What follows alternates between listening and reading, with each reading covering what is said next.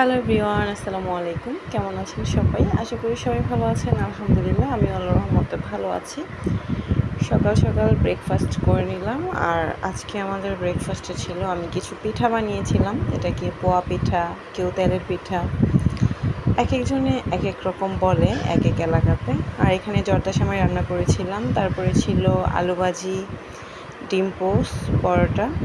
এই তো নাস্তা শেষ করে সাফাকে নিয়ে স্কুলে চলে গেলাম। ওকে ওর স্কুলে দিয়ে এই যে দেখেন ওদের পিটি শুরু হয়েছে। আর এখানে আমার মেয়ে কোরআন তেলাওয়াত করছে।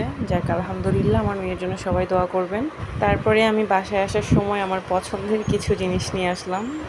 এখানে যা যা আছে সবই আমার পছন্দের খাবার, তো নিয়ে আসলাম। তারপরে আমি রান্নাবান্নায় চলে গেলাম একটু রেস্ট নিয়ে।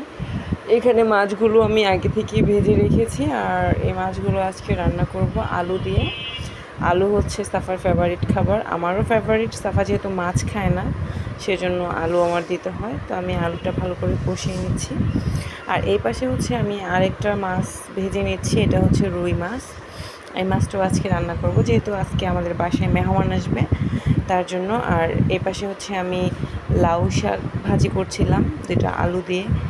আর কিছু থাকুক আর না থাকুক, আলু আমার বাসায় থাকবে। আলু আমাদের অনেক পছন্দ। তো যাই হোক, এই তো এখানে ওই মাছটা রান্না করার জন্য আমি কাঁকরোল আর আলু কষিয়ে নিচ্ছি। এই তরকারিটা মোটামুটি আমার রান্না ডান। তারপরে আমি এখানে পাবদা মাছ ভেজে নিচ্ছিলাম, যেহেতু বলেছি আমাদের বাসায় মেহমান আসবে। আর মেহমানদের জন্য তো আমার রান্না করতেই হবে, অনেক রান্না হবে আজকে। আর এখানে আমি জালি কুমড়া দিয়ে ডাল দিয়ে রান্না করেছিলাম, সেটা এখন বাগার দিব।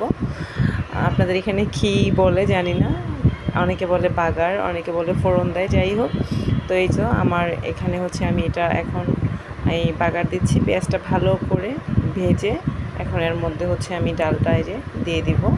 এটাই বাগার। তো এটাও আমার রান্না মোটামুটি ডান হয়ে গেছে। বাগার দেওয়া হয়ে গেছে। এখন আমি বেশি করে কাঁচামরিচ আর ধনেপাতা দিয়ে এটা নামিয়ে নিব। রান্না অলরেডি ডান।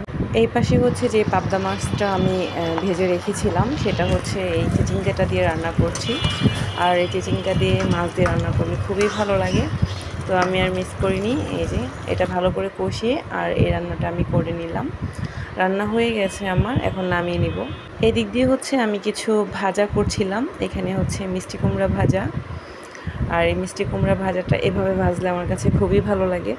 তারপরে এই মাছের মাথা দিয়ে আমি এই পুঁই শাকটা দিয়ে রান্না করব।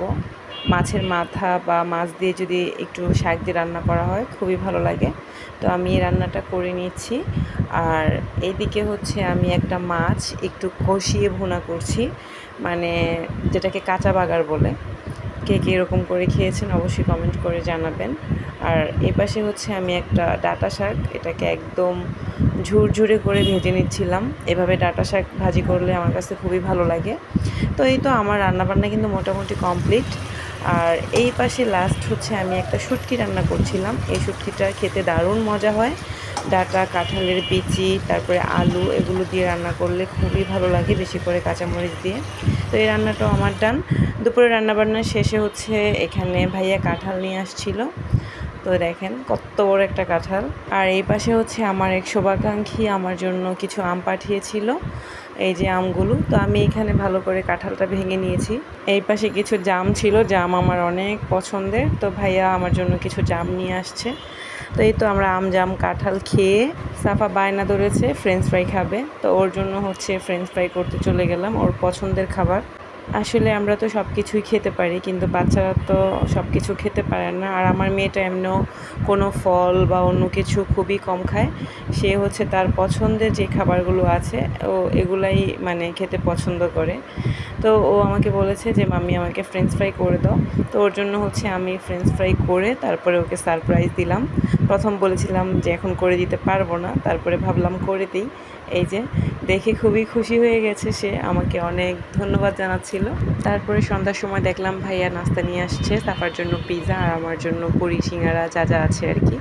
তো যাই হোক, ছোট্ট একটা ভিডিও আপনাদের সাথে শেয়ার করলাম। কেমন হয়েছে কমেন্ট করে জানাবেন। যারা আমার চ্যানেলটা এখনও সাবস্ক্রাইব করেনি তারা প্লিজ আমার চ্যানেলটা সাবস্ক্রাইব করবেন। সবাই ভালো থাকবেন। আল্লাহ হাফেজ।